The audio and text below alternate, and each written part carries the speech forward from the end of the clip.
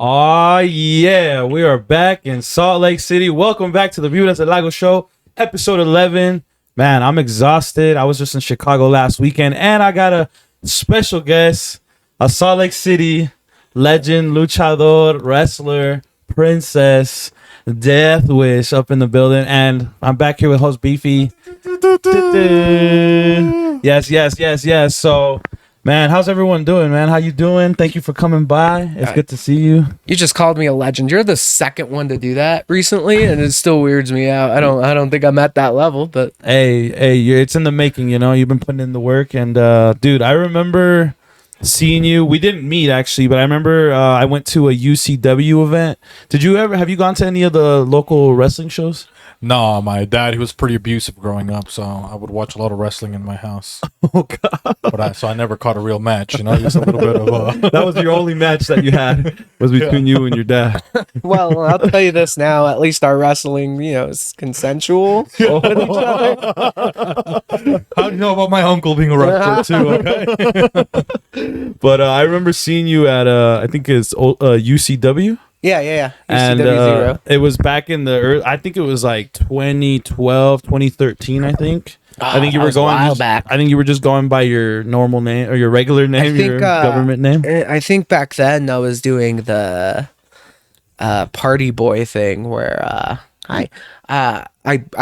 my finisher was to eat my fist. Everyone would go nuts. I came out to Kesha. It was pretty. I do remember that. It was a pretty sweet time. I totally remember that. Is that when you had? So I guess my first. I was gonna say that would do really good in OnlyFans now if that was your finishing move. They eat my fist. Yeah. You would be making a lot of money. Maybe you should bring it back. You know? I actually the last few weeks. So I did it on a whim last month in Portland. Did an eat my fist just on a whim. I know this dude was fucking tall. He said I couldn't punch him. Can I swear on this thing? Yeah. He said I couldn't reach him. I got him down on his knee. I just gave him a. And I said that eat my fist. Yeah. And punched him. And it was. I've been doing it again since, just because I kind of missed that. It was so much so that I almost came out to TikTok by Kesha again. Oh. Almost. Dude, you should. Those man. would be good. That would be a fire shirt. I would buy a eat my fist shirt. You know? Yeah, no, those when I did it, they sold like hotcakes. Yeah. And then soon after that, I just started exploring like other characters and other gimmicks because you don't really stop changing if you've been in the game for a while. Yeah, it just evolves. He got tired of seeing his shirt on Pornhub. You know? He's like, "Why is my shirt on here?" Hey, eat my fist. That's a niche market. That's a whole community that you can tap into. I think what I do now is pretty out there too. I mean, Princess Deathwish. I'm kind of goth. I'm kind of emo. I choke myself. Yeah. My entrance. I used to come out to the Corpse Husband song. I think I hit a whole new community with that. That's called empowerment now, though. You know? You don't think so? Yeah, man. No, but yeah, I remember seeing you back then. We didn't meet. I also remember seeing Durango Kid or Spinal Gator back then. Right. And I think I went to one or two, but like how did it all start? Like how did you start in this wrestling? Because bro, I'm a huge wrestling fan. And I almost was gonna start wrestling at UCW. I remember I even went to when they were having like practice or whatever. Right. I went with who did I go with that time? I can't remember. And Steve was like, "Get in here," and I was like, "Oh no, I'm good. I'm just watching. I'm just here to see." And he's like, "No, I don't care." He doesn't like that. He doesn't like that. Yeah, I know. I felt like such a wuss because I was like, I saw it in action, bro, and I was like, "Oh fuck!" Like it was more intense than I thought it was gonna be, you know. And that was always my dream, bro. That was like besides being a musician, my first dream, it was being a wrestler actually. And also when I was young, I almost went into like amateur wrestling, and I chickened out also because I saw Eddie Guerrero did that. So I was like, oh, I need to be an amateur wrestler. But then I saw the real deal, and I was like, okay, I can't do this. I chickened out last minute, bro. I was like 10 years old, 11 years old. But how did it all start, bro? Like, it was an accident. Everything accident? Was an accident. So the first match I ever saw was 2002. I didn't have cable, but I watched Same. like the Sunday, Saturday recaps. Yeah. that they played after all the I cartoons. forgot about that, man. That's when Yeah, you knew yeah. you were poor back Yeah. in the day. On Telemundo? No, No, they no, had it on Telemundo. But Yeah, they in also had Spanish. it. They also had it on WB. Yeah. Oh, and after they all the replayed cartoons, it. and they did like a recap. And they would also show. do sometimes dark shows, wouldn't they? They have Yeah, like yeah, a- the Velocity. Yeah, Velocity. Velocity, Yeah. yeah. Sunday night or Sunday night But heat or whatever. the first thing I ever saw wrestling related, because a few of my cousins were into it, a few of my schoolmates were into it. I wasn't into it. I thought it was stupid. And then I watched Eddie Guerrero and The Rock promo back and forth about how Eddie like slapped his kid. I got so riled up. Yeah. I was like, I don't know why I'm watching this. I like turned it off. And then 2 years later, I'm taking a human rights class. I'm hitting puberty, so I'm like really into violence all of a sudden. It's in middle school. This is Yeah, middle yeah, school. yeah. I'm watching Xena. I'm playing fighting games. I started playing wrestling game before I even watched wrestling. Oh, shit. And then I was in a human rights class. They're like, hey, write an assignment on something. I don't know why a human rights class did it. Probably to experience cultures. I went the opposite direction. I knew SmackDown was on, and I turned that on. And this was in 04. Eddie Guerrero and Chavo were this was the episode they split up on. Oh, okay. That's the first thing I saw. They split up. Rey Mysterio was on the card. John Cena was on the card, and I was hooked. And then the next year, One Night Stand happened. ECW. Yeah. I was Googling ECW stuff, and that's when I saw the UCW Zero flyer with Sabu on it. And I was just Oh, like, shit. I'll go fucking watch this. Got my uncle to take me.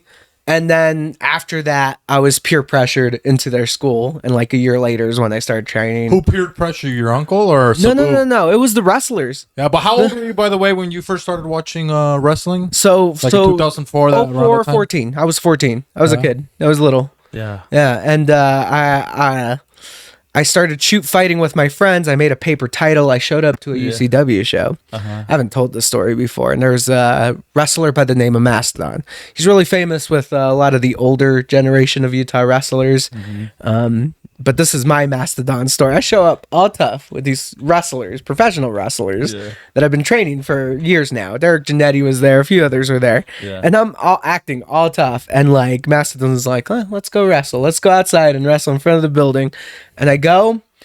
He picks me up, drops me on my head, knocks me out cold. And it was the craziest thing. And after that, like I just started training. Like it wasn't much later. I started training with Stevie Slick. I started training with Kid Cade, with Marty the Moth, and it just grew from there. I had a lot of stuff happen personally. My mom had cancer. She bailed on me, so like my life stopped at that point. Yeah. All I cared about was wrestling, but I couldn't make it to training anymore. But I found a backyard fed that I could get through, so I started backyard wrestling. No way. And then I got back into training in 2008. I had my first match. Oh, wow. Fucking from there, it was all an accident. None of it was on purpose at all. Dang. I didn't even plan to have my first pro wrestling match. There was never a point where I was like, I'm training to be a pro wrestler.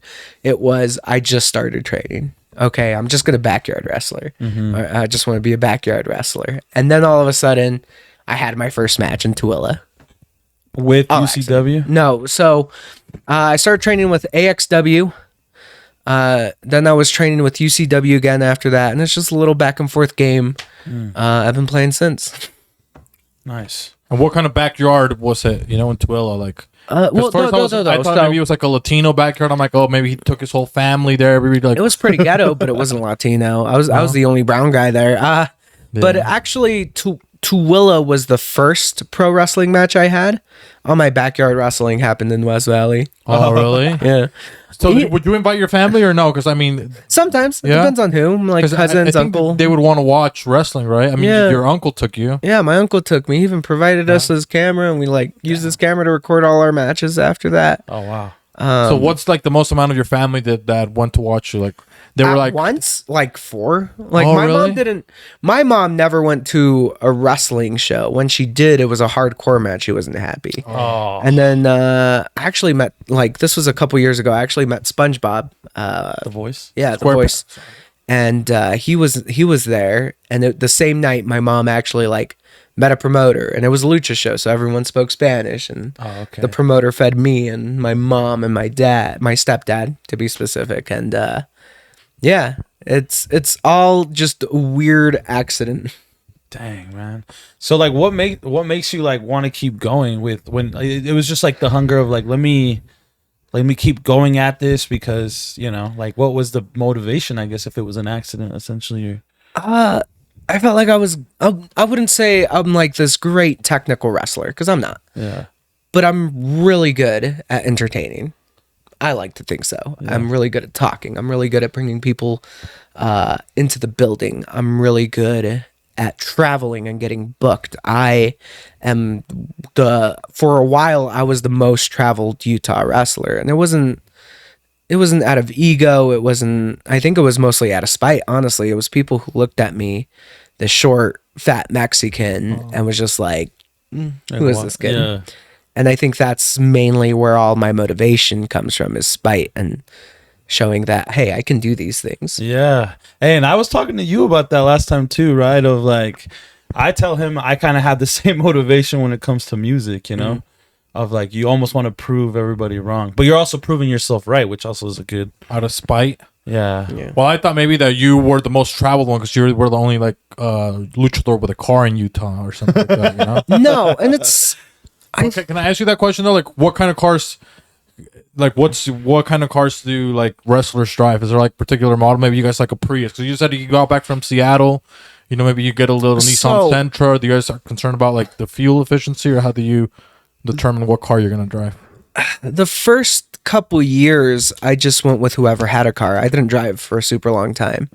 Then when I started driving, it was a Prius because come on, see, look at that. Because I had to do all my driving myself, you know, and that was for a while. Now I'm fortunate enough to be flown out or be paid enough to do a rental, like I wasn't before. Now I am given that opportunity by others, because I honestly, if it wasn't for people paying my travel, I probably would stop traveling at this point. Yeah, I feel that. Yeah, 100%. But what's your ideal rental though? Like, somebody's gonna get you a rental, or does that even matter? Like, somebody gets you a Nissan Versa, like it's a rental, but I'm like, oh man, you know, I don't really care. Like the Prius for a while was good.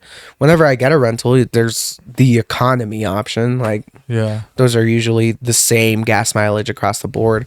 If you upgrade, you're taking a risk on having a fancier car, sure, but then you're eating more on gas. Yeah. But what's your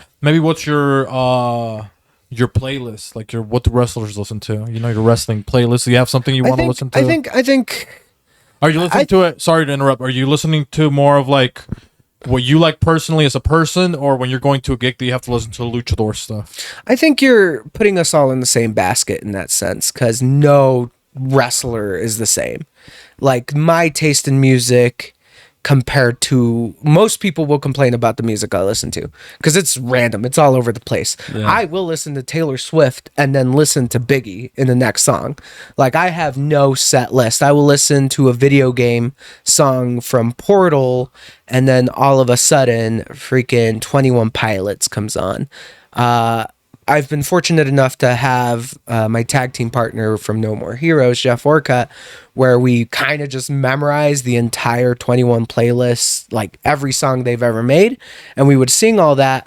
But then I've had other mates who are just like, I want to play my music. I cannot handle your playlist anymore. So there's no specific playlist for one wrestler.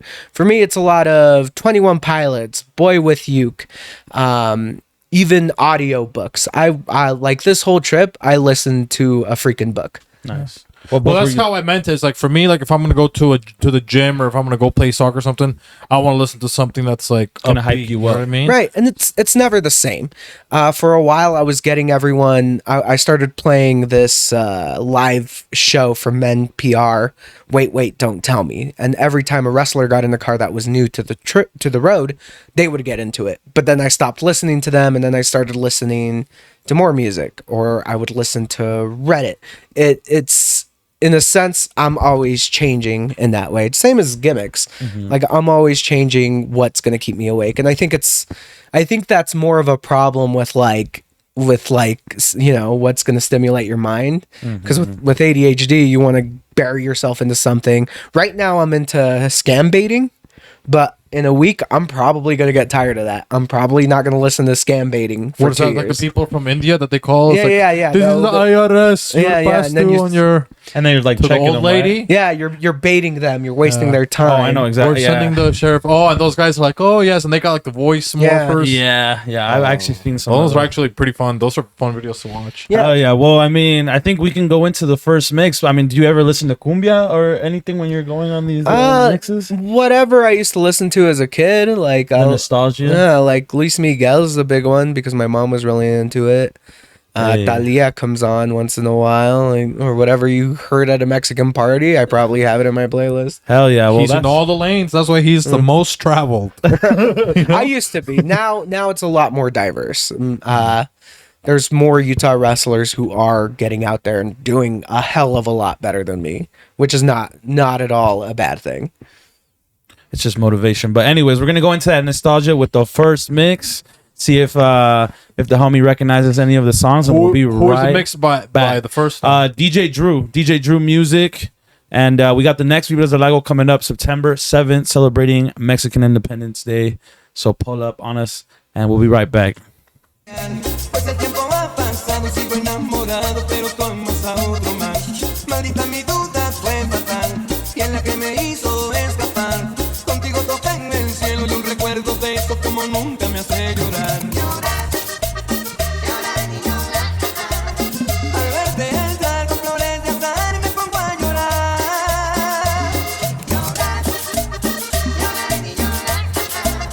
Al verte entrar con flores de azar me pongo a llorar.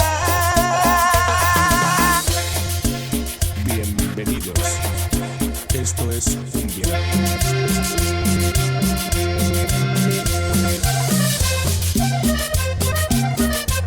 Bueno, porque esto es cumbia.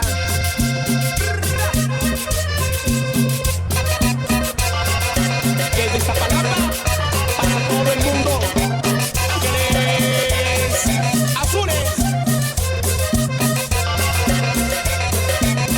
Y el acordeón que suena, ese sí es acordeón. Celso Piña y el Ronda Bogotá. El papá de los pollitos. Ajá.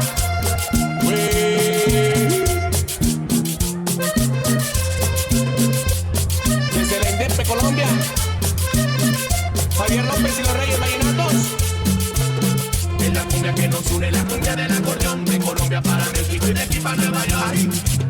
Es la cumbia que nos une, la cumbia del acordeón. De Colombia para México y de aquí para Nueva York. Pues bajen, cumbia con alto contenido rítmico.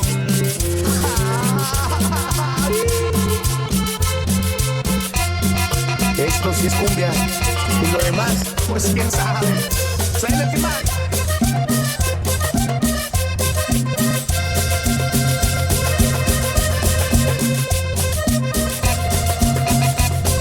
Y la crema y nata de la cumbia mundial.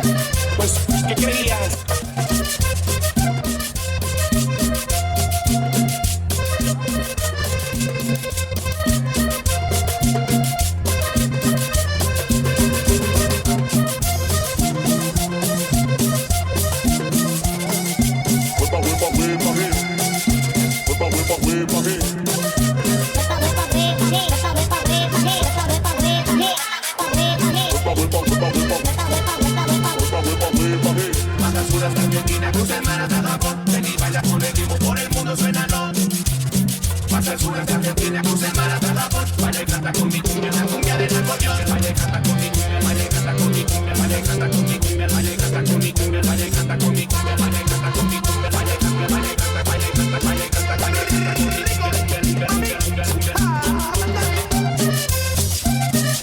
Oye, compas. Oye, compas. Oye, compas. Oye, compas. Oye, compas. Oye, compas.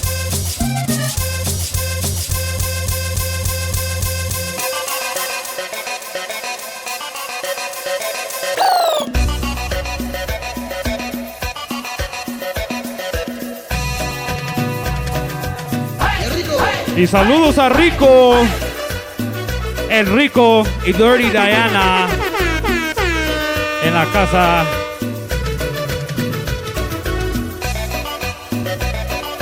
Sácala a bailar, sácala a bailar, sácala a bailar, sácala a bailar.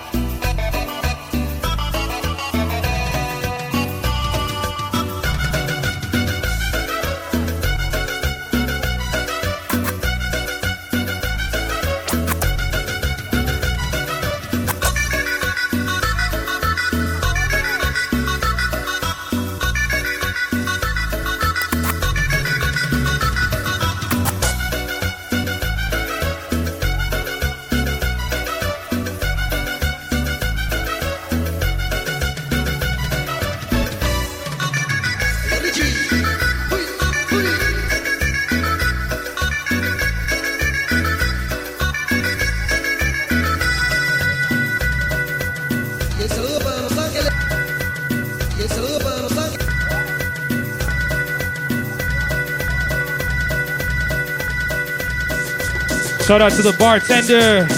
Make sure to tip your bartenders. Kiki, do you love me? Are you riding? Say you never ever leave from beside me. 'Cause I want you, and I need you. And I'm down to you always, KB. Do you love me? Hey, shout out to the bartenders, Derek and Jared. Make sure to tip them. And I need you, and I'm down for you. Cumbia.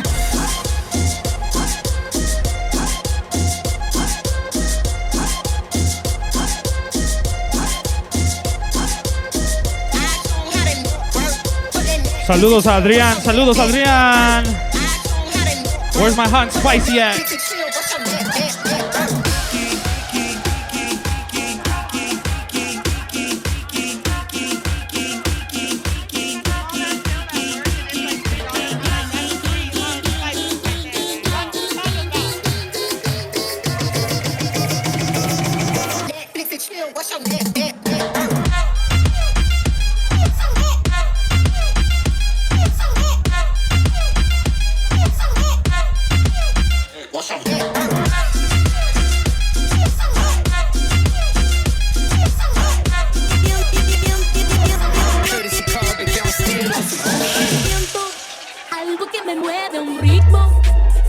Anything for Selena. Hey, baila esta. Muévela. Las manos en alto y griten con locura. Parece que te vi bailando un día. Huepa. Parece que te vi me zaramulla. Salt Lake City. Me parece que te vi bailando un día. Me parece que te vi me zaramulla. Me parece que te vi bailando un día. Me parece que te vi me zaramulla. Me parece que te vi bailando un día. Me parece que te vi me zaramulla. Bailando cumbia, bailando cumbia. Bailando cumbia.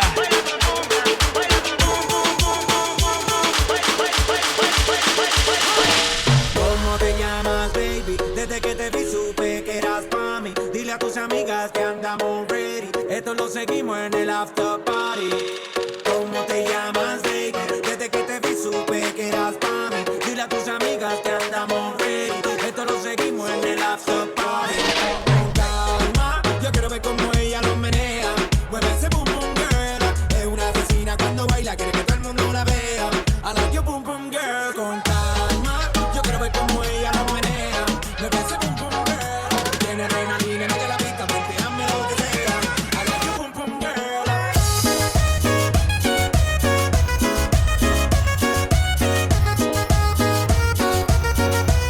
I like your boom boom girl.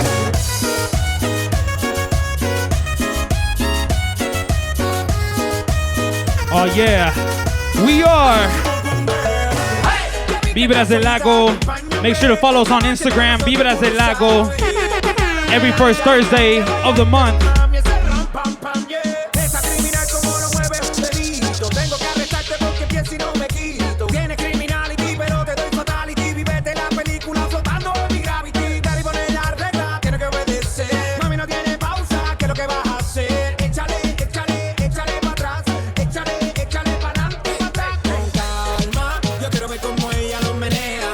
Mueve ese boom boom girl. Es una asesina cuando baila, quiere que todo el mundo la vea. I like your boom boom girl.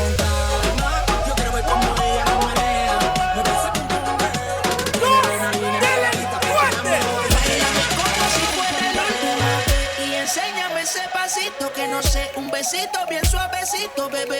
Taqui, taqui, taqui, taqui, rumba.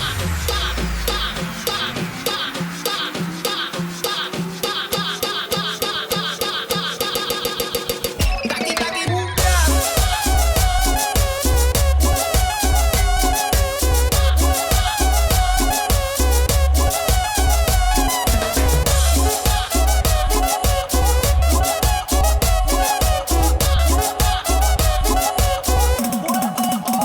Taqui, taqui, tienes un besito mondaki. Una flota como Nagasaki. Prenden los motores Kawasaki. En la discota Jenny llegaron los ganos de aquí no le bajen. Booty sobresale de tu traje. No trajo panticito pa' que el nene no trabaje. Aquí yo me sé lo que ella cree que ya se sabe. Cuenta que no quiere pero me tiene espionaje. Booty sobresale de tu traje. No trajo panticito pa' que el nene no trabaje. Aquí yo me sé lo que ella cree que ya se sabe. Cuenta que no quiere pero me tiene espionaje. Báilame como si fuera la última vez y enséñame ese pasito que no sé, un besito bien suavecito, bebé. Taqui, taqui, taqui, taqui, rumba.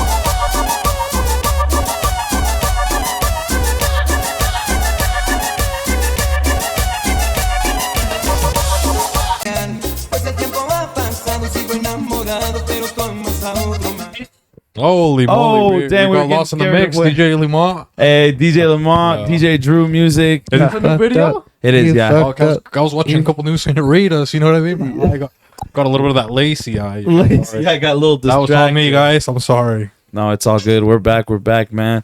But before the commercial break, we were kind of talking about you know, the career and stuff, and I wanted to like talk to you about that. Like we were saying, you know, kind of like the behind the scenes, the politics that kind of just happens in everything, right? So like as an independent wrestler, how have you been able to like because you said like you've been traveling a lot, dude. And I think you've been grinding, bro, and I can relate to it as like a music artist and how you network and talk. But yeah, like tell us about that on how you politic or like how it works on the independent level, because you've made some moves. I've seen it, man. I've seen How it. to put an hermano on. You Yeah, know, how to- they say yeah, it in exactly. the community. Well, I have a. I'll start with it. I'll start with this because I think this is everything. Politics is everything. If people will say, "Hey, I don't want to talk about politics," if you don't fuck with politics, it doesn't matter because politics fucks with you. Even in real life, sure, we can sit here and not want to talk politics, but how is how is certain policies and things going to affect us, our friends, our family? We're Mexican, we're Latinos. Politics fucks with us all the time, and I carry that on with real life work, with when you went to school, everything, even in relationships, because you know your girlfriend will have a friend who tells her, hey, don't fuck with him, fuck with this guy, convinces her to go off. Same with guys. You'll have the boys and the Kings, that's right? The politics. Everything we do is politics. Isn't that And- crazy? And for me, it's definitely one of those things where what I always try to do is I always try to get, the people who I think deserve it and are my friends booked. I always try to carry a full carload with, like, if they're going to pay my rental, cool. But hey, it'll be easier if you just let me bring a carload full of guys, let them have their spot, let them have their shine. Generally, I don't like trying to force my way into something. If I'm in a position where I think something's stupid, I'll say it. At the end of the day, it's the most recent example. I wanted to work once on a card. They wanted me to work twice. I thought it was a waste of time. At the end of the day, I was like, fine, this is your show. I'll do what you want me to do. If I work twice, I want twice my pay because I'm wrestling 2 matches. At the end of the day, I'll still always do what the promoter wants me to do. But if I feel like it hurts the character or even the other person, if I think this person deserves something out of the situation that I don't, what I always try to do is I try to take that step back. I try to see what's our situation with the crowd, because that's the most important thing. Are they going to like it? Do they like it? Is that the direction we should take? Is that going to affect the next show when people come through the door? And it's not a very often thing for me, because a majority of the places I wrestle for once in a blue moon. I always try to get the best match possible and the best pay possible. But I don't always try to like win all the, like I've lost 75% of my matches in the past 14 years. Out of state or in general? In general, just everywhere. And I'm okay with that because the whole point is to give people what they want or don't want. There's nothing more satisfying for me than hearing people boo the ever-loving crap out of me because I just beat someone they loved. Or one of my favorite things in Washington, this happened a couple times for this place called NWP. There was a time where me and Jeff Orcutt had so much heat. They hated us. We were in danger. And there was a point where we got beaten for the tag titles, and just hearing the explosion on that roof, that was my job. My job was to get them to cheer for the good guy and have them blow the roof off. That's the point. So politics, at the end of the day, this is how I feel. People might say different. For me, I always care more about what people are going to react to, what's the best story, what's going to get them to have that ultimate reaction at the end of the storyline or match. Yeah, so basically being like a team player. Yeah. And knowing your job. Like I know recently I was watching an interview, someone was talking about like The Miz, and they're like he hasn't won a match in forever, and he kind of like he plays his part. He knows what he's doing, you know? And I think everyone has a role in that.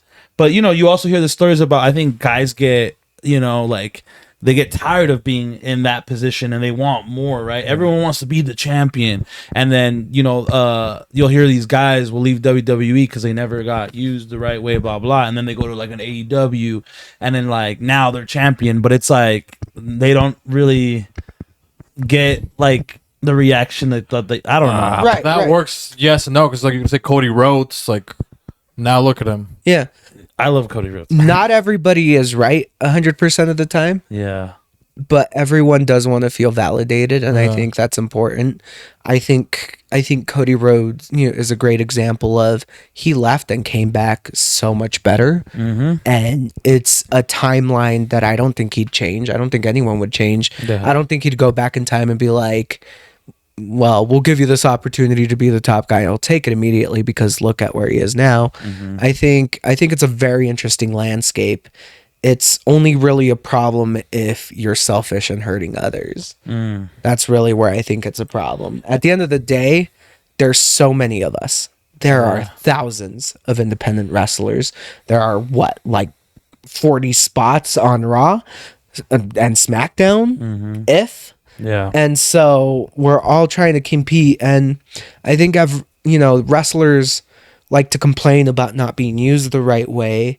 But think how hard of the job it is for a promoter to decide and guess and try to figure out what's going to bring most people in, what's going to make him the most money, what's going to make everyone the most money. Yeah. That's a hard job too. And you have so many people applying for one position. It's a rough thing, and you're not always going to get it right, and a lot of people don't get it right. Yeah. But that's almost like to your point where you were saying, so if you don't feel like it's good for your character or somebody's character, then you tell like the promoter no.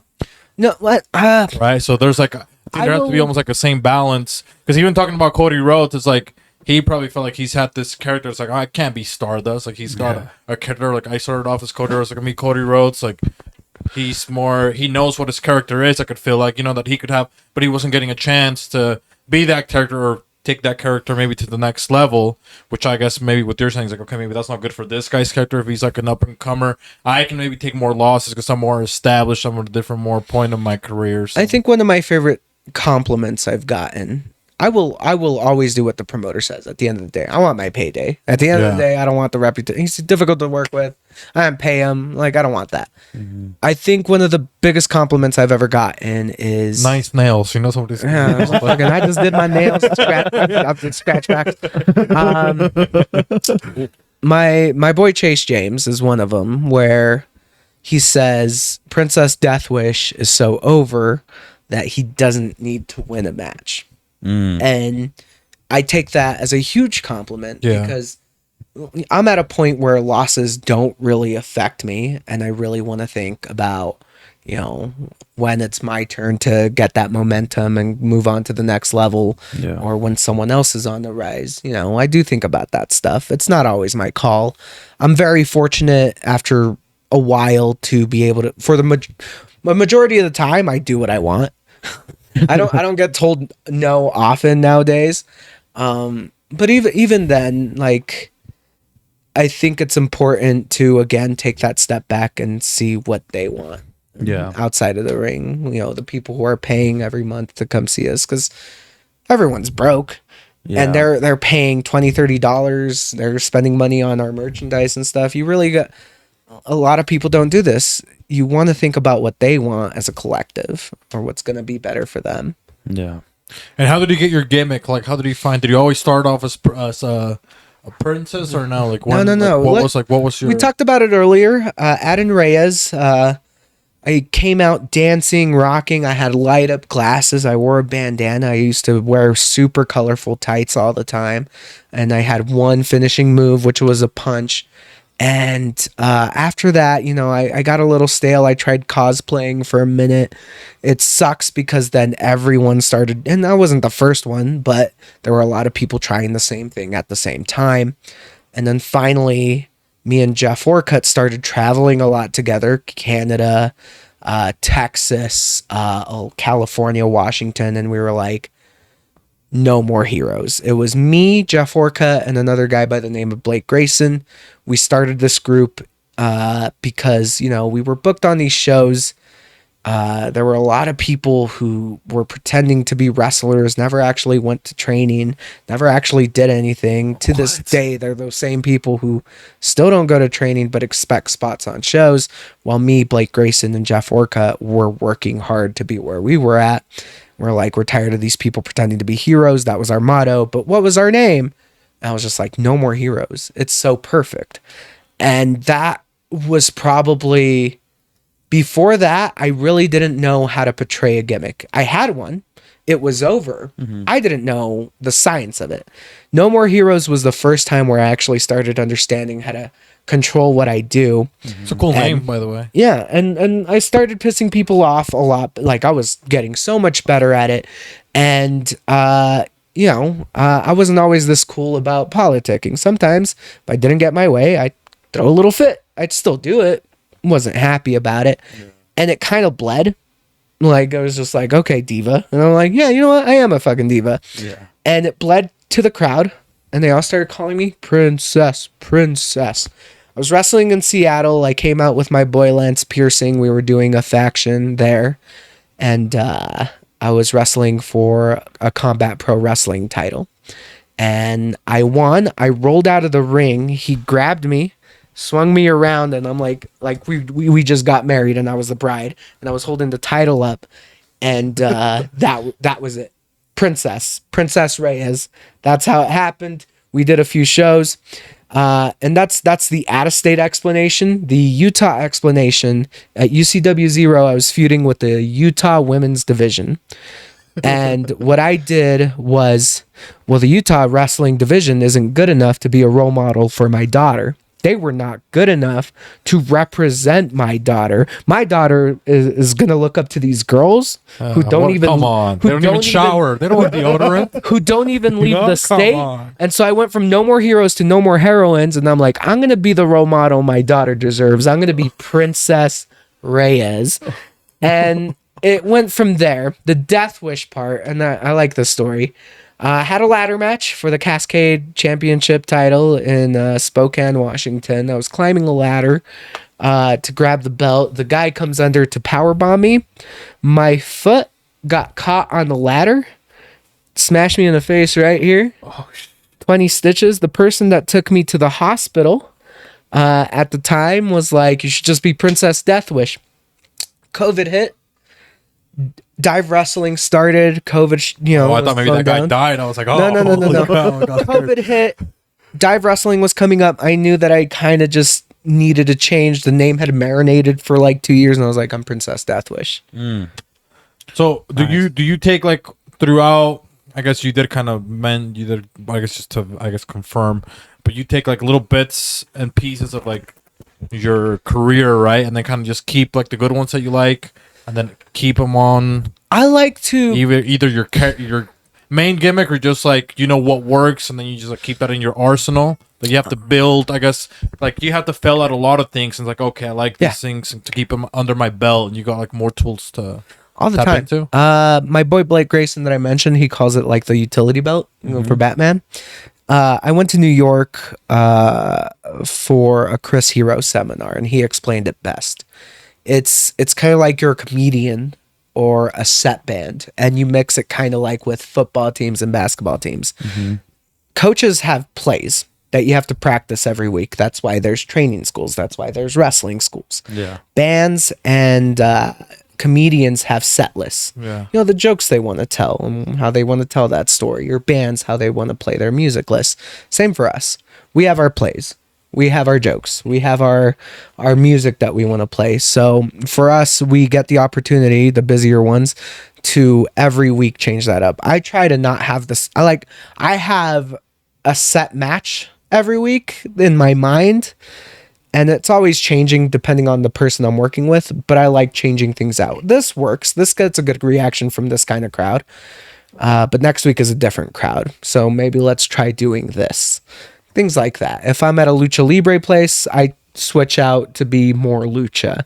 When I go wrestle at a metal show with like metal bands, and I can do simpler stuff because they're not used to wrestling. So you can bust out a suplex and they'll go nuts. So yeah, we do like doing that. We do like switching out our moves and our sequences for that kind of thing. One question I always want to ask maybe somebody that wrestles, it's like, so I always hear like some of the wrestlers like, oh, like we had such good chemistry, like we could like do the match, like yeah, you don't even have to plan it. Yeah. So how does that work? Like, so let's say we're wrestling right now, right? And people, the crowds, they can't hear, the crowds, like obviously they're not as close to us, right? But like we're feeling the crowd. I'm like, oh man, I'm about to hit you with the lower back meniscus or something like that. At the risk of losing work, I John Cena the shit out of it. I will yell it. I don't care. No one ever hears me. I talk a lot anyways, and I yell at people all the time. I'm like, don't look at me like that. Your man stare right there. How could you do that? You're a freaking loser. Like in San Diego last weekend, he had his kid on his shoulders. He was like, you suck. I looked at him and his kid, and I was like, your kid has no future. So they're used to me talking already. That when he's not your son. that when I'm laying there and I look over, I'm like, hey, I know you got a barbecue next Sunday. Why wasn't I invited? Also, hit me with this clothesline. Like, no one ever notices. No one notices. Wow. Like, you have to be looking out for it. You have to be listening for it. Yeah. You guys ever miss, like, the crowd gets too loud and you miss, like, the guy will say, hey, I'm going to give you a knee to the face, and you don't miss the no. cue. I don't think that's ever really been a problem, no. But so it has good sound inside of the ring? So, like, yesterday I wrestled Kelly at Relentless, and this was, like, our 7th match that we've had. And it was very easy to talk to each other for, like, the 10 minutes we got. Be like, let's just do our shit. Because when you've worked with someone so much, it's a lot easier to just go through and put something together with them without really having. And that's like a big common misconception. Oh, they have hours, they have days where they already plan every inch of their match out. That's not the case. Sometimes, like me and Jeff Orcutt have done this twice, where we got to a show and literally our music was playing before we finished putting on our boots. Oh shit. And you have to go out there and just go. But as long as you're working with trained professionals, you can do that. Mm-hmm. As long as you're working someone who's trained and who has trained constantly and continues training, there's really nothing to worry about. There's a lot of pressure and improv that we do on a weekly basis, but as long as you're doing it, then there's really no reason not to trust yourself out there. Yeah. I put out a red flag video on my TikTok and all my socials, and one of the red flags was, so you can't call it on the fly. That is a red flag, because if you can't call it on the fly, how can I trust you to even work with a plan that goes wrong? Yeah, something bad happens, Yeah. So has that happened? Or have you yeah. you've been partnered up with somebody? Well, usually maybe an Asian guy, from China or something, like all red flag, basically. usually I'm the red flag. I'm usually the in this situation? inferior. Yeah, no, totally. Actually, yeah, in Mexico, they couldn't understand my Spanish because I suck at it, but I understood everything they said. We got through the matches just fine. Like the first time I went, but this last time in April, nope, it didn't go well. Because I was trying to call stuff, and the guy didn't really know what he was doing. He didn't understand And what then, you're saying. yeah, it was just that didn't go well. But like, it happens. It wasn't my worst match. It just wasn't fun to live through. So it does happen. Oh, dude, that must suck, dude. Yeah. And some people don't know how to orchestrate, you know, unless you're Jeff Orca. Sometimes You can orchestrate. sometimes it's literally just a language problem. Sometimes someone's just having a bad night. It's not that the person's bad. It just happens. And with saying that, we're going to watch a lot of people here. We're going to go into the second mix, people with language problems and people that, you know, ESL basically. And Oral E. a DJ is going to orchestrate a mix here. We're going to go into the second mix, Santos. Still, That's right. who is it on the mix? On DJ those Drew two? Music. Let's go. Taki taki, eres un recito Bonaki. Ude flota como Nagasaki. Prende los motores Kawasaki. En la discota Jenny llegaron los Anunnaki. No le bajen. Booty sobresale de tu traje. No trajo panticito pa' que el nene no trabaje. Aquí yo me sé lo que ella cree que ya se sabe. Cuenta que no quiere pero me tiene espionaje. Booty sobresale de tu traje. No trajo panticito pa' que el nene no trabaje. Aquí yo me sé lo que ella cree que ya se sabe. Cuenta que no quiere pero me tiene espionaje. Báilame como si fuera la última vez y enséñame ese pasito que no sé, un besito bien suavecito, bebé. Taki taki, taki taki.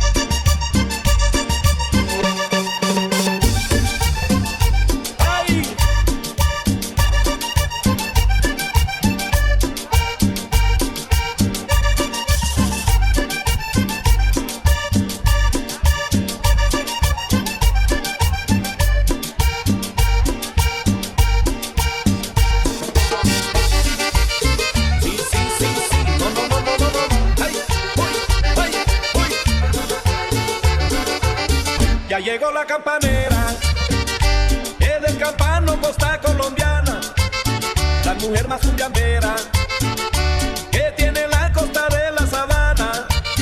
Esa negra campanera anda buscando al tigre sabanero pa' que le toque al campanero, porque ella quiere bailar en la cumbiamba. Salió de la costa colombiana para Nuevo Laredo y Monterrey, para la costa mexicana a bailar cumbia hasta amanecer. Acapulco y en San Marcos Guerrero, ella dice que allí mero se queda para ver quién son los cumbiamberos que le aguanten a la campanera, porque ella es peligrosa con su movimiento de cadera. Que los hombres que agarran temblando los deja. Ella quiere bailar por todas las costas de Guerrero, porque sabe que son bastante cumbiamberos. ahí en la costa chica y en la costa grande la negra. A una rueda de cumbia va la campanera. Ahí en la costa chica y en la costa grande la negra. A bailar la cumbia la negra campanera. Uy, uy, uy, uy, uy, uy, negra, y dice, ay, uy. Movimiento, mata, movimiento.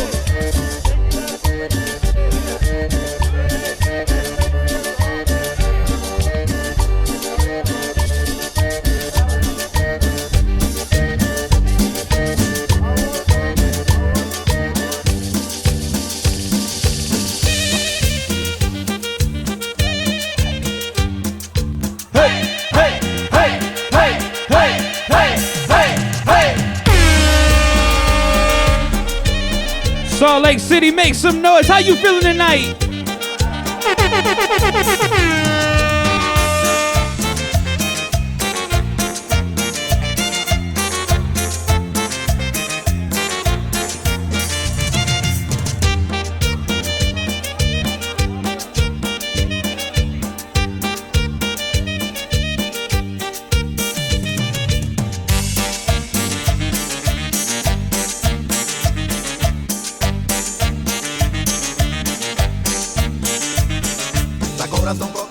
rabiosa y yo la tengo que calmar. Le voy a tocar una cumbia y sé que la voy a encantar. Y es que la cobra es venenosa y no quiero hacerla enojar. Le voy a tocar una cumbia y sé que la voy a encantar.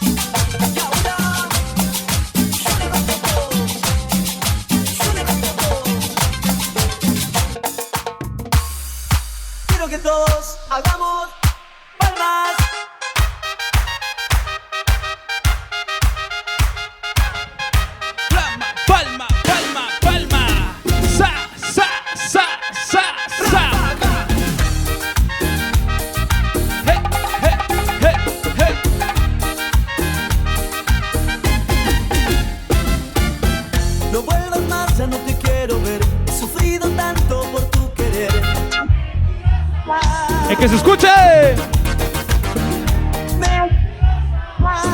No vuelvas más, nunca más. Hoy tiene dueña mi corazón, no creo más en tu falso amor. ¡Con ganas! Mentirosa, no vuelvas más aquí, nunca más. A mis brazos.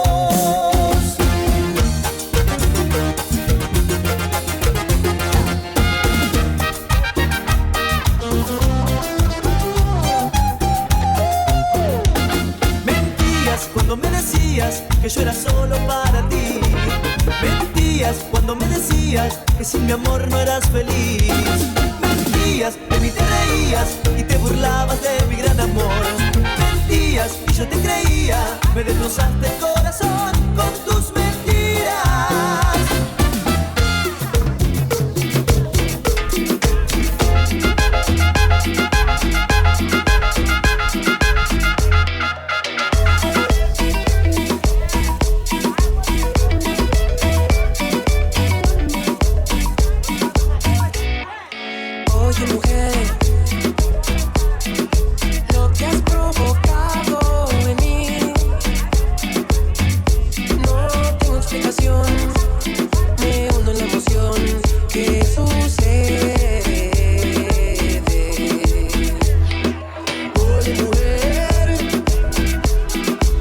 Check.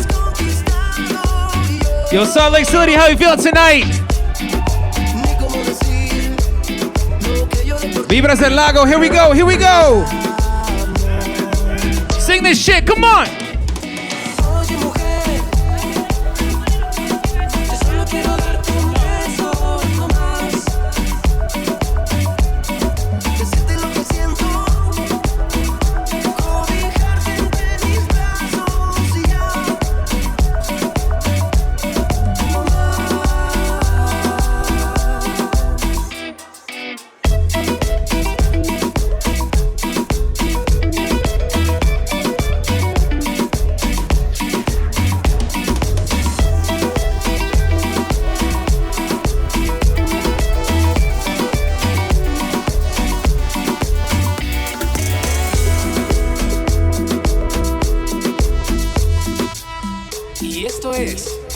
electrocumbia. Bienvenido a Vibras del Lago. Here we go. Desde San José del Vidrio, Estado de México. Y échale, Juanes. Oye, mujer, yo me enamoro de ti. Oye, mujer. Oye, mujer. You know, oye, princesa. Hey, what's up? What's up? Hey, princesa, really quick. Do you know La Pimpinela? The what? Do you know Pimpinela? No. Oh, I thought maybe you knew Oh, her. the mic, bro. The mic. Oh, he's No. the mic is beating him today. You know, the mic mic is starting to win the war. No, I thought maybe you knew Pimpinela. She was a wrestler in AAA. He was a wrestler, but he played like a chick was his character. Yeah, no, I get it. Super famous. La Pimpinela. What about Exóticos. That's a big Exóticos? Yeah, the first famous Exóticos is what's his name? They made a movie about him recently with Miguel Gavilan or whatever his name is. What's his name? Legend in Mexico too, but he was like one of the first Exóticos. Yeah. They just made a movie of him. I don't know it was him. And they had it in Sundance. What's his name, man? I have him on Facebook. Dang it. You know what I'm talking about or no? Damn, Yeah, I'm dude. trying to think. I'm like, Bro. Juan Miguel. I thought you were talking about like Juan Gabriel at first. You're talking about He looks like Miguel. Juan Gabriel. Yeah. Yeah. You know, the crazy thing is I met that There's guy. Cassandro.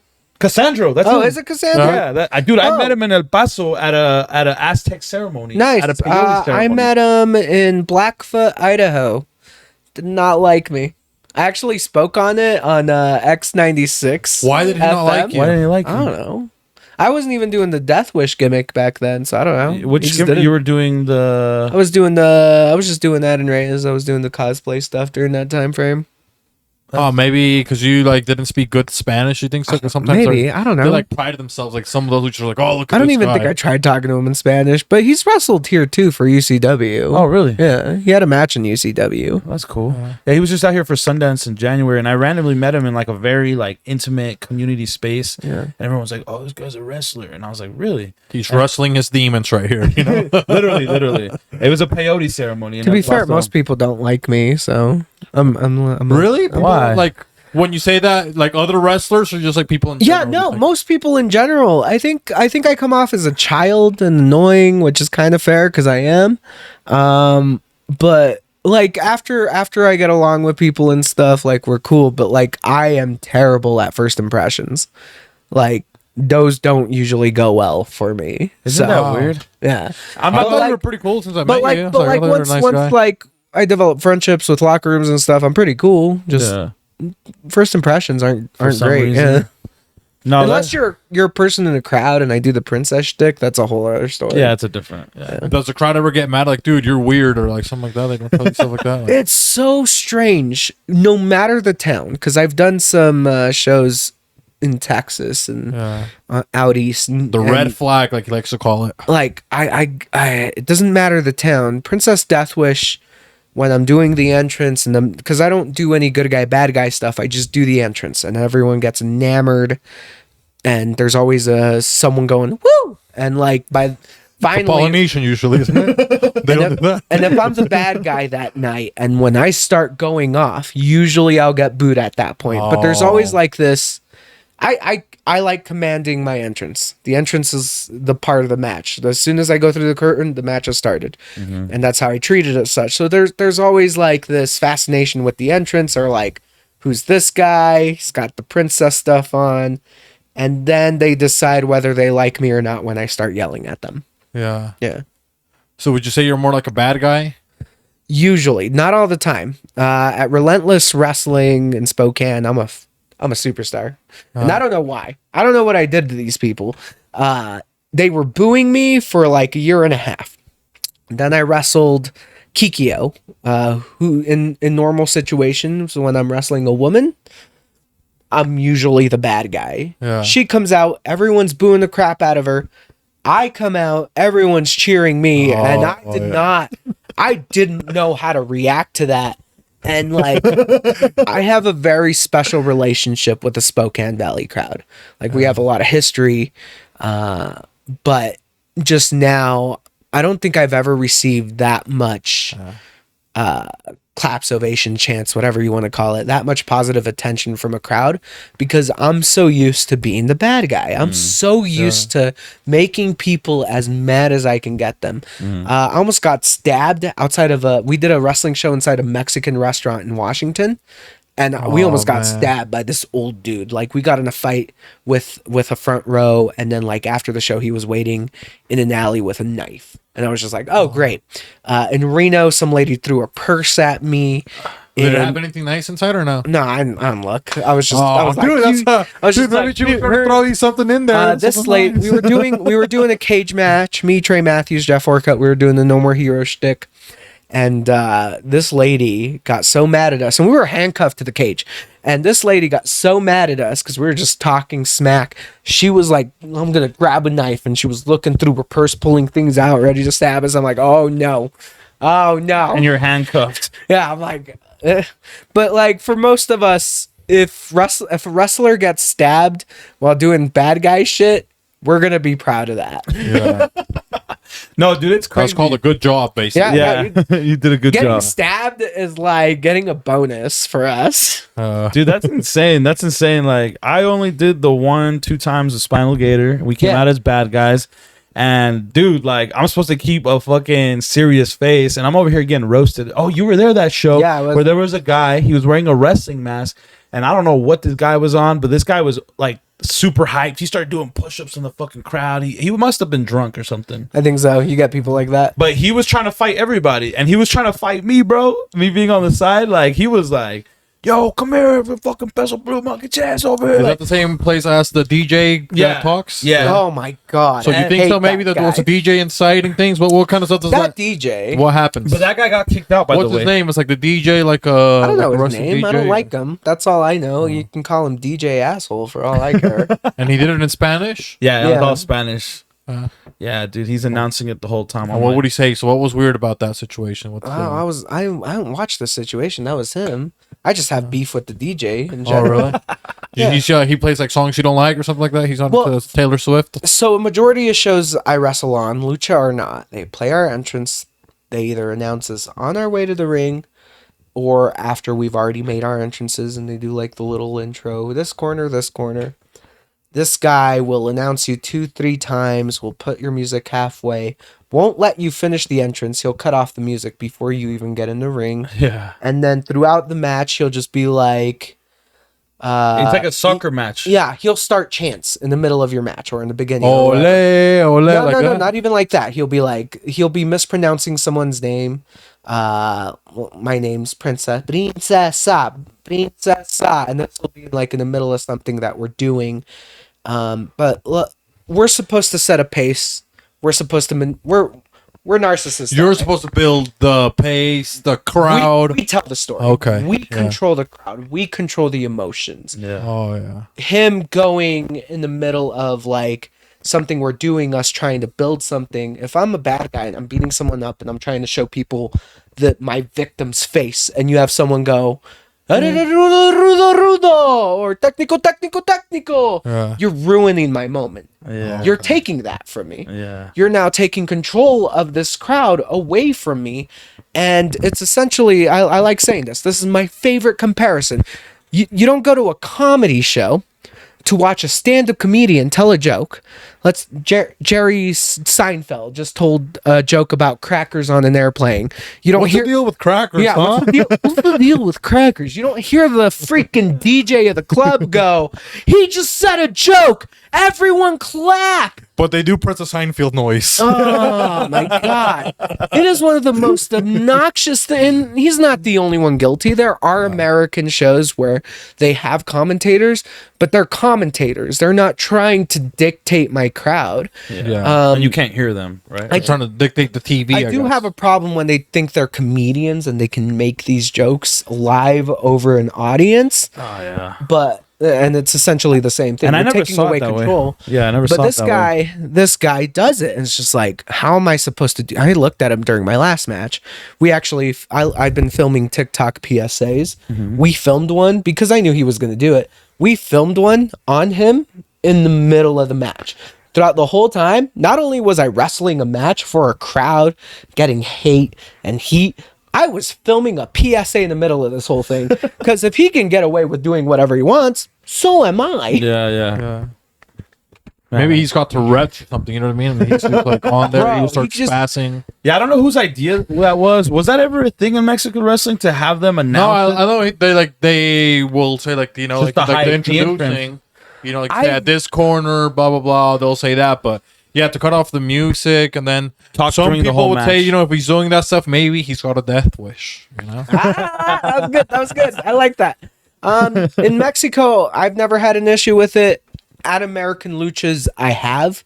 It seems to be kind of a trend because usually these guys will be people who have never been at a wrestling show in all their lives, and they're radio DJs usually, or people who listen to a lot of they're Mexican just doing radio. like a gig. And so they think that's what they're supposed to do. But if you're being told by wrestlers not to do it and you're still doing it, it's an issue. Yeah, 100%.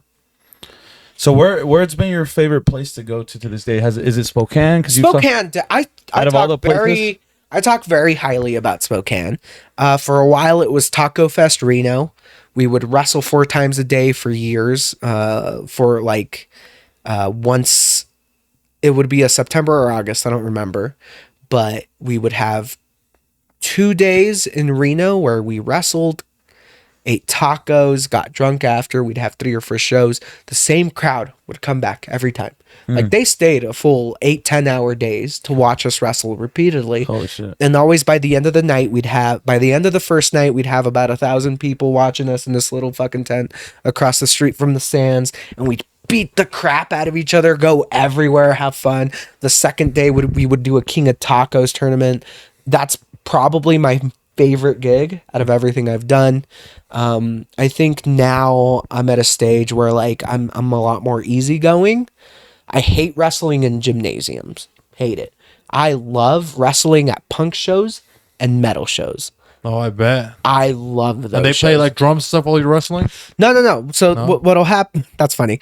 So Metal Mania in Portland will do band wrestling. Where are you going? There's oh my god, the all ginger bathroom. And then I'll do punk shows. Punk wrestling show, same thing. So those have been my favorite ones to do. I just did one with One Ring Circus in San Diego. Like those are my favorite gigs right now. One that I saw that came here to Utah was like the little people midget wrestling. You know? Midget wrestling's really popular, and I get so jealous about it. Because if I was a couple more feet less, like I'd be able to get on their shows. I mean, you never thought like they would never wrestle you, like you're gonna be like the Andre the Giant. You know what I mean? I've pitched it to so many promoters. I want to wrestle one of them. Just like I know it'll draw. I'm entertaining as hell. Doesn't matter what crowd you put. You can put me in front of 10-year-olds, 20-year-olds, 50-year-olds. I will entertain anyone. So why wouldn't they let you? It's like it's kind of like a Disney thing. It's It's just like like a rule, like you're too tall. and Which is funny because in normal locker rooms I'm too short. So like I'm right in like the purgatory in the middle. you know?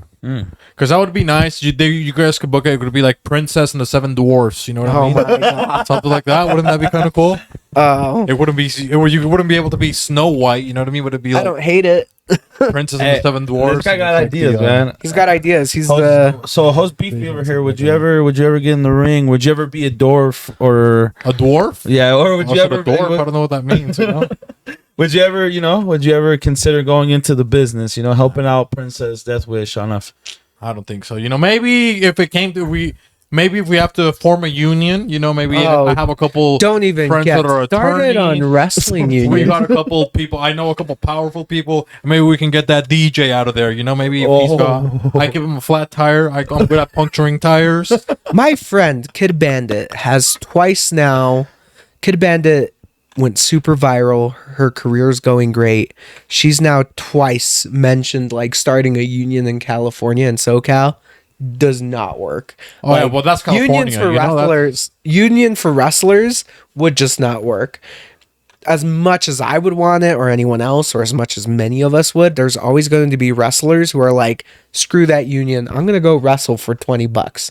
Screwing over all these other people. That's just always going to happen for Somebody's us. gonna have a bad motive. Somebody's going to. Yeah. But maybe take us to a couple top threes. Maybe we'll start off. Maybe what's your top 3 like worst meals that you've had when you go to a city and maybe you're an up and comer. You know, maybe you only had a couple Pop Tarts or something like that. You weren't making a lot of money, but you're out in the road in the Prius. What about I don't know if you knew this, but would you consider Rikishi's ass be one of the worst meals that you've ever had? This guy took a stink face from Rikishi. And they ruined. So it was. You know Rikishi, right? Yeah. WWE Solo. Now solo now in WWE. Now solo in WWE. I was one of his last matches in Idaho, and it was him. And then he lap his butt hard like he normally does. Like it was him and yeah. So he held me with one arm. Lance held me down with another. Someone grabbed chapstick, put it all over my lips, ruined chapstick for me, and here comes Rikishi's ass. I'm just looking at it. I'm like, what did I agree to? Why did I say how old is Rikishi now? 60, 50? Yeah, he's up there. gave And some of that chicken teriyaki, huh? Some like Kahlua pork, probably. Huh? he does put he does take care of his butt. Oh, some of that cocoa butter, probably. Yeah, I think so. So it Gave him wasn't that Hawaiian punch. it wasn't the worst. It just was like 14-year-old me would probably be stoked. Current me, not so much. But I bet you, if that's your gimmick, he probably takes. He has a nice, like he takes care of it, right? Like he said, That's his moneymaker. Like it would smell good. That's how he like, makes his he money. wouldn't want you to have a bad impression of the stink face. Besides signing autographs, that's all he did. Was put his ass in my face. Like that's like OnlyFans on such a PG level. Like he should open an OnlyFans. He makes like $3,000 doing that. So you should get for 5 seconds of work. So you should get Rikishi. Maybe Rikishi. We're trying to get this pitch. You do you come back. You just put your butt. And then you bring back your move, only fisting. What was it called? Oh my god, that's good. What did you call it again? It was the eat my fist. Eat my fist. No, you try to eat my fist versus the stink face. Oh my God. Yeah, versus which one works, and you try to make him eat the fist. Well, I have a motto that I kind of stole. See how fast you're. Today is a good day to die. I think that's the good title for that little video right there. But anyways, your top 3 worst meals that you've had on the road. I can't really answer that. You don't remember like a really bad night? I remember a really bad night. Like I've had nights where I've slept in Grey House stations and I just didn't eat because I didn't want to spend money on a vending machine. I have spent money in vending machines with shitty sandwiches and gas station food. I mean, I ate a lot of not literally. I ate a lot of shit when I was breaking in.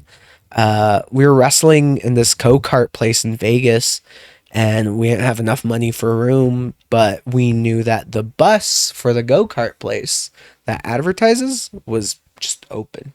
What? So we slept in that bus a couple times. It got really cold. Not fun stuff, but we did that a few times. Like I still sleep in a lot of weekends where I have long layovers. I still sleep on airport floors. I've come up with a system to find like good spots. Like in Denver, I have an area that I know I'm gonna go to so I can get some sleep. In Portland, I know where to find a couch so I can get some sleep. In Seattle, I know a spot where I can get like. After having so many layovers, I have a niche for it, but it's. So maybe let's switch. What are your top 3 hacks for up and coming wrestlers? Maybe they're not as experienced as you. They don't know they can, go under the tarmac or whatever in the airport. Okay. Look. They're on the budget. You want to teach them some life hacks. There's always going to be a couch of some sort in an airport. You just got to find it. Sometimes it's just going to take a lot of walking. I spent like 2 hours in Philadelphia looking for a spot once. Oh, so shit. Just look for a good spot. Don't settle. Yeah. Right? Don't settle. The neck pillow will be my number one tip. Buy it. Don't buy it at an airport for $25. Oh, yeah. Go to freaking Amazon, or Wish. Get it for $5. And second tip, number 2, for if you like traveling cheap, like on Frontier, and don't want to make the promoter pay for bags, don't want to pay for bags, you put your toiletries in the fanny pack, you put your gear in a neck pillow that's empty, and you stuff it with your wrestling gear, and in your backpack you put your main clothes and any merchandise. Oh, wow. And do you wear your wrestling shoes on the plane? No. Usually Frontier's not that strict. Usually I'll have enough space to put shoes in there. But you're not scared when you're doing the X-rays and you're walking and your pillow has all that paraphernalia. You haven't been TSA stopped. doesn't care. Oh no. TSA doesn't care. They'll check it if they think something's wrong. TSA doesn't care. It's when you go to the frontier line and they're like, put your backpack in there. Okay. They're not going to make me put all 3 of my things in there, just my backpack. And has it ever been like somebody got like, because to you, it's like normal. Your wrestling gear. Has anybody, they made you do that open or something? They're like, oh, like, what is All the this, time. you freak? When I get belts, I hate traveling with wrestling belts. Oh, when you got the championship, the Yeah, strap. because look at me. The strap. If you don't go to indie wrestling shows, you don't know who the hell I am. I'm just some I thought you were Juventude, Yeah, And no, come around. I'm short, fat, chubby, stocky, right? No one believes I'm a wrestler. No one Like, believes he's that. the lunch lady at the Yeah. airport. So when they take a belt out and they look at me and they're just like, this doesn't make sense. Where he killed his husband or something. Yeah.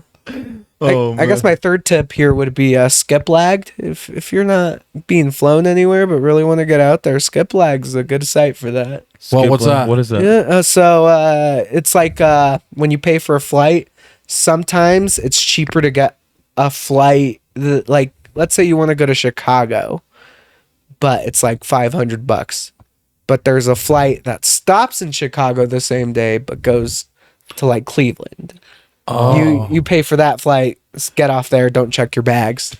They do get mad at you if you do that frequently, though. So you just gotta not do that So frequently. almost what you say, I missed my flight. You'll say something like that. or- stuff Oh, like so that. you just don't go to you don't So go your to final Cleveland. destination.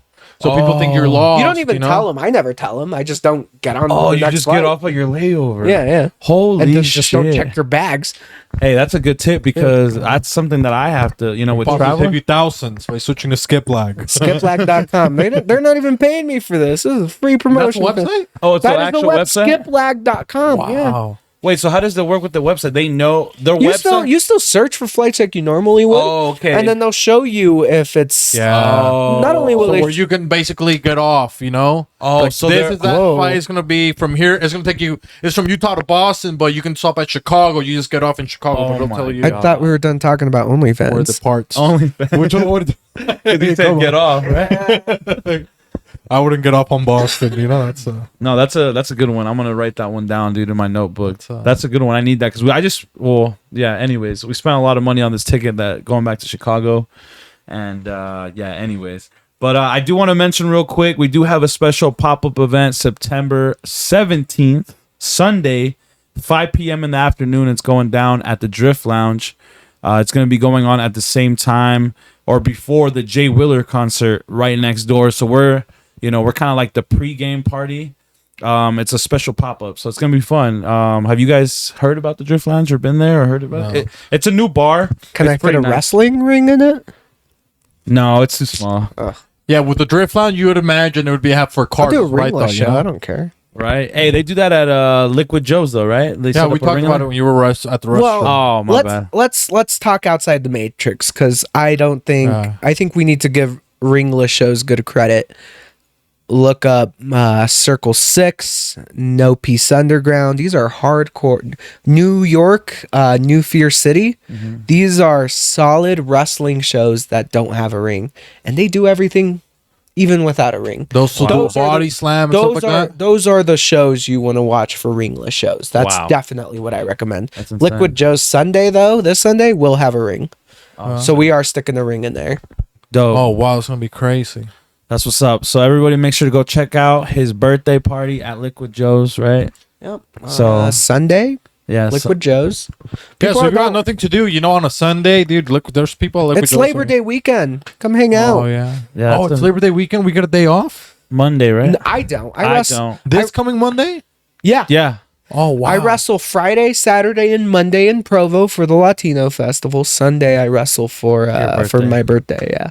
Oh All the wow. Latino festivals this weekend, huh? Oh shit. Are we wrapping up? I feel like we're wrapping up. Yeah, we are. I mean, whatever you want. Do you want to? No, I'm okay. I'm okay with that. You feeling He good? doesn't like protection, He does like it. That's why he likes to wrap up. Well, no, that's why I got a vasectomy. Oh, you did? Yeah. By the way, I drugs. thought it was a finishing move. My finisher, my current finisher. If you want to know the name, you ready for it? Yeah. Baby killer. The baby killer? Baby killer. Oh my! That probably doesn't go well over in Utah. That's why they like you in Seattle, because it's still legal. His body, Wow. his choice. I love that. That was good. That was good. Oh man! But what are, because I still had a couple questions, like what are your, and you brought up your move, the baby killer, but what's your top 3 moves overall? And then maybe we can go to your maybe top 4 wrestlers.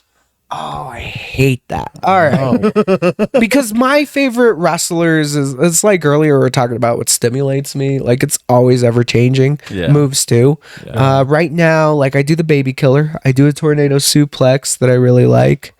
But like the rest, I do an off with your head where I super kick you, but you got to be on your knees. Like I feel like it's much more artistic for me.